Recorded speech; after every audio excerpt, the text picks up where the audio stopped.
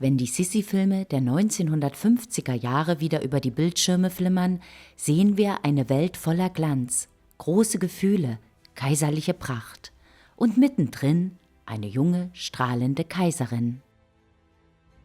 Doch es gibt auch eine andere Figur, streng, kühl, unnahbar, Erzherzogin Sophie. In den Filmen ist sie die böse Schwiegermutter.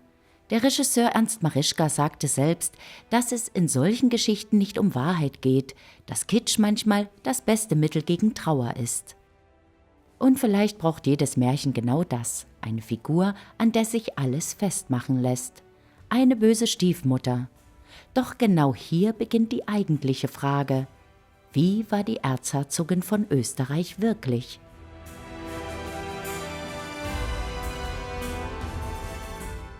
Sophie wird im Jahr 1805 geboren, am Bayerischen Hof. Ihr Vater ist König Maximilian I. Joseph von Bayern. Ihre Mutter Caroline von Baden.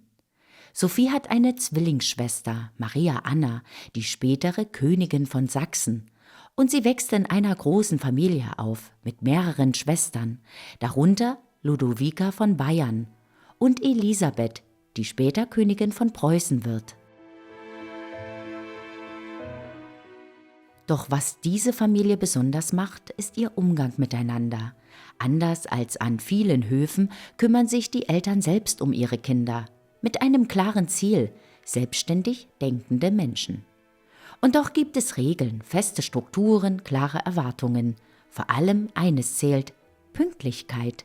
Sie steht über allem. In dieser Umgebung wächst Sophie heran. Sie gilt als ausgesprochen hübsch. Doch hinter diesem Bild formt sich bereits etwas anderes. Ein Charakter, geprägt von Disziplin und einem starken Bewusstsein für Pflicht. Sophie hat eine enge Beziehung zu ihren Eltern, denn sie schreibt ein Leben lang. Und genau diese Briefe werden später zu wichtigen Quellen. Sie zeigen eine ganz andere Seite von ihr. Als ihr Vater König Maximilian im Februar 1813 verreist ist, schreibt sie ihm, noch als junges Mädchen: »Lieber Papa, bist du noch immer in Paris? Oh, komm doch wieder zu mir zurück. Es tut mir weh, dass du so weit weg von mir bist. In meinem Herzen bist du mir nah.« Es sind einfache Worte, und doch sagen sie alles. Und auch ihr Vater antwortet ihr mit ebenso großer Zuneigung. »Ich danke dir, liebe Sophie, für deinen vorigen Brief. Ich hoffe, bald wieder in Nymphenburg zu sein. Adieu, meine gute Sophie. Ich liebe dich ohne Grenzen.« Es ist ein Ton, den man an einem Königshof nicht unbedingt erwarten würde. Warm, persönlich, und auch mit ihrer Mutter tauscht Sophie solche Briefe aus. Für Sophies Vater ist die geplante Verbindung von großer Bedeutung. Kaiser Franz I. von Österreich möchte seinen zweitgeborenen Sohn, Franz Karl, mit ihr verheiraten. Eine Entscheidung, die vor allem eines ist: politisch. Als Sophie ihrem zukünftigen Ehemann zum ersten Mal begegnet, ist sie wenig beeindruckt. Die Begegnung verläuft anders, als sie es sich vielleicht vorgestellt hat. Doch ihre eigenen Wünsche spielen kaum eine Rolle, denn es gibt wichtigere Gründe. Franz Karl steht an zweiter Stelle der habsburgischen Thronfolge und der eigentliche Thronfolger, der spätere Kaiser Ferdinand, gilt als gesundheitlich schwer eingeschränkt. Eigene Nachkommen sind kaum zu erwarten. Die Bedeutung dieser Ehe ist damit enorm. Am 4. November 1824 findet die Hochzeit in Wien statt. Ein Schritt, der Sophies Leben endgültig verändern wird.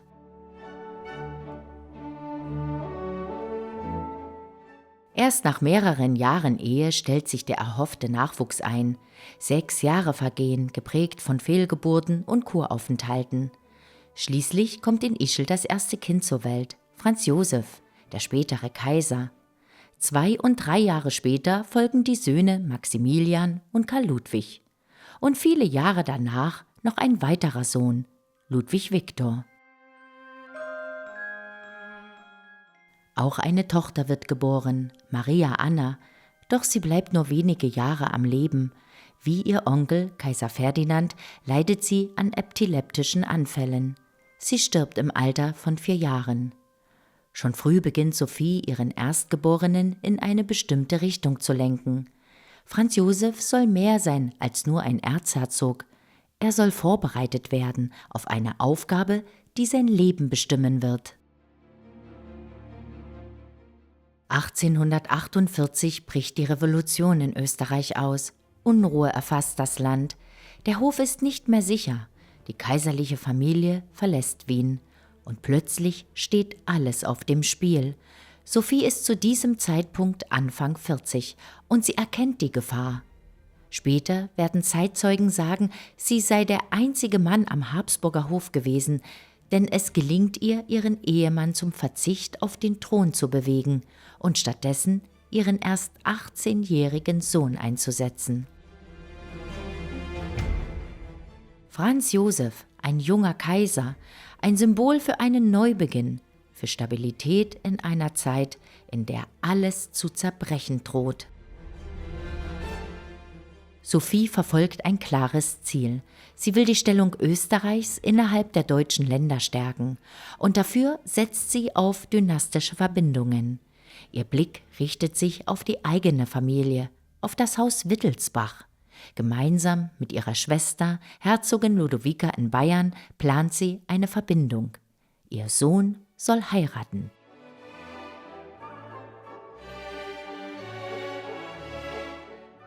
(1853) Bad Ischl, der 23. Geburtstag von Franz Josef.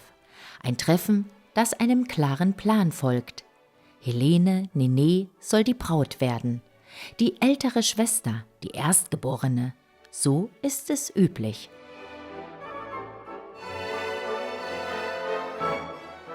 Doch es kommt anders. Auch Elisabeth ist dabei, Sissi. Warum sie überhaupt mitkommt, ist kein Zufall, denn es gibt bereits Verbindungen. Sissi steht im engem freundschaftlichen Briefkontakt mit Franz Josefs Bruder Karl Ludwig. Auch deshalb sind bei diesem Treffen nicht nur der Kaiser anwesend, sondern auch seine Brüder. Und dann geschieht etwas, womit so nicht zu rechnen war. In dem Moment, in dem Franz Josef Elisabeth erblickt, verändert sich alles. Sophie wird später darüber schreiben.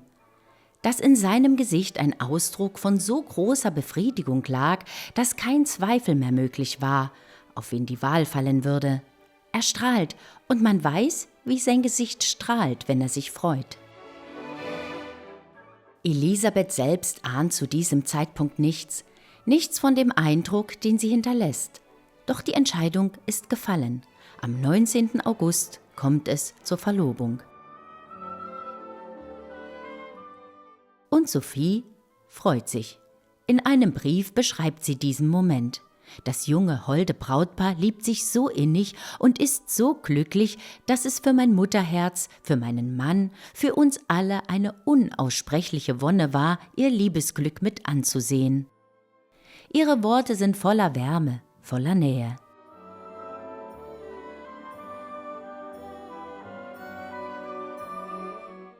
Sie schreibt, du kannst dir wohl denken, dass meine Augen auch beschäftigt sind, Sissi zu betrachten, und sie ruhen mit Wonne auf diesem so glücklichen Paar, das sich so liebt.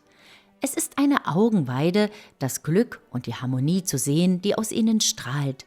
Und schließlich, du kannst dir nicht vorstellen, wie reizend Sissi ist.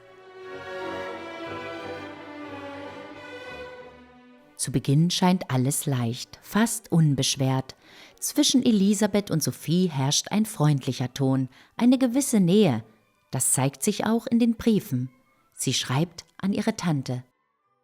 Jetzt zähle ich schon mit Ungeduld die Tage bis zur Ankunft des Kaisers, denn wie sehr ich mich auf jeden Augenblick freue, ihn nach so langer Zeit wiederzusehen, begreifst du wohl, liebe Tante, am besten.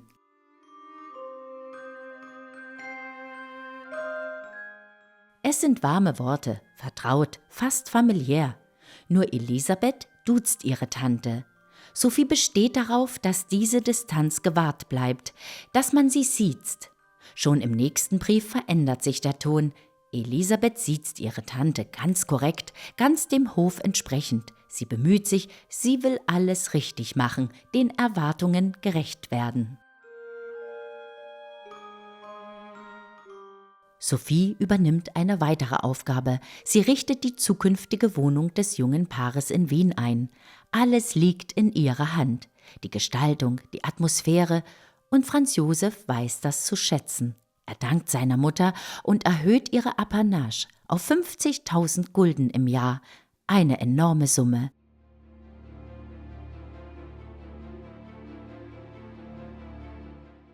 Dann kommt es zu einem Moment, der alles verändert. Ein Konflikt, der später als Streit ums Kinderzimmer bekannt wird. Am 5. März 1855 bringt Elisabeth ihr erstes Kind zur Welt. Ein Mädchen. Nach alter Tradition erhält es den Namen der Großmutter, Sophie Friederike.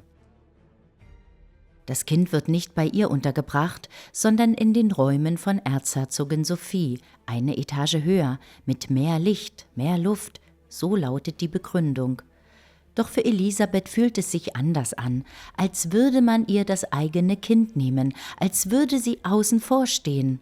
Ein Gefühl, das man verstehen kann. Doch auch hier gibt es eine zweite Sicht. Sophie handelt aus ihrer eigenen Erfahrung heraus. Sie hat selbst mehrere Fehlgeburten erlitten, sie weiß, wie zerbrechlich das Leben eines Kindes sein kann, und sie sieht sich in der Verantwortung, als Mutter, als Großmutter. Hinzu kommt das Verständnis dieser Zeit. Kaiserinnen haben Aufgaben, Repräsentation, Pflichten. Das Kinderzimmer ist nicht ihr alleiniger Bereich. Ammen und Erzieher übernehmen die Betreuung. Für Sophie ist das selbstverständlich, für Elisabeth nicht. Und genau daraus entsteht ein Konflikt, der immer größer wird.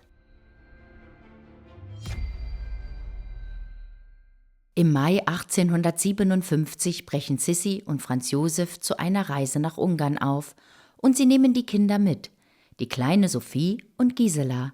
Eine Entscheidung, die nicht unumstritten ist. Sophie hat davor gewarnt. Doch diesmal setzt sich Elisabeth durch. Was als Reise beginnt, endet in einer Tragödie. Die kleine Sophie erkrankt und stirbt. Ein Verlust, der alles verändert.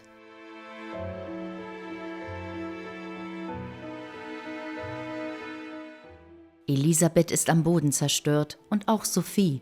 Sie schreibt später: Unsere arme Elisabeth vergießt sich buchstäblich in Tränenströmen. Sie und mein armer Franz sind tief gebeugt, aber höchst rührend in ihrem Schmerz, fromm und ergeben. Sophie ist nicht distanziert, sie ist da, sie geht zu Elisabeth, verbringt Zeit mit ihr, versucht, ihr beizustehen. In diesem Moment stehen sich die beiden Frauen nicht als Gegnerinnen gegenüber, sondern als Mütter, verbunden durch einen Verlust. Doch auch dieser Moment verändert etwas. Nach dem Tod ihrer Tochter zieht sich Elisabeth zurück und überlässt die Erziehung ihrer Kinder zunehmend Sophie. Nach der Geburt des Thronfolgers verändert sich Elisabeths Situation erneut. Sie wird schwer krank und man entscheidet, sie zur Kur nach Madeira zu schicken, weit weg von Wien, weit weg vom Hof und vor allem getrennt von ihrem Mann und von ihren Kindern.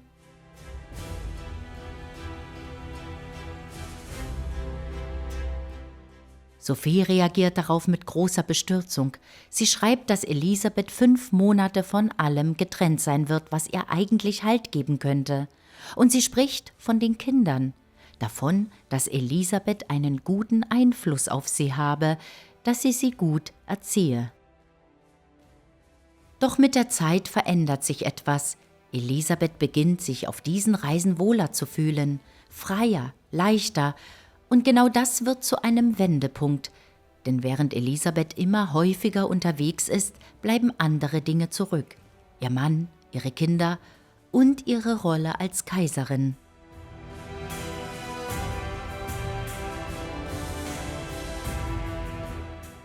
Für Sophie ist das schwer nachvollziehbar. Für sie bedeutet Pflicht zu bleiben, zu erfüllen, was erwartet wird. Und genau hier prallen 2 Leben aufeinander. Der Wunsch nach Freiheit und das Pflichtgefühl, das am Hof erwartet wird. In ihren späteren Jahren verändert sich Sophie. Sie zieht sich zurück, wird stiller, meidet die Öffentlichkeit und wirkt zunehmend erschöpft. Der Hof, der ihr Leben so lange bestimmt hat, rückt in den Hintergrund.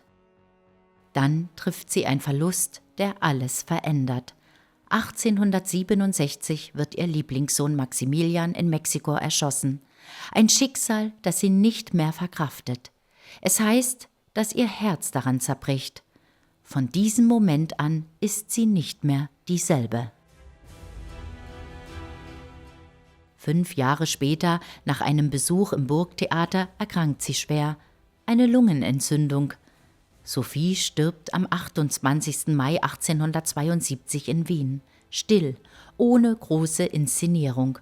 Und vielleicht auch ein Stück weit allein. Und vielleicht war Erzherzogin Sophie nie die böse Schwiegermutter, sondern eine Frau, die in einer Welt lebte, in der Pflicht oft wichtiger war als Gefühl.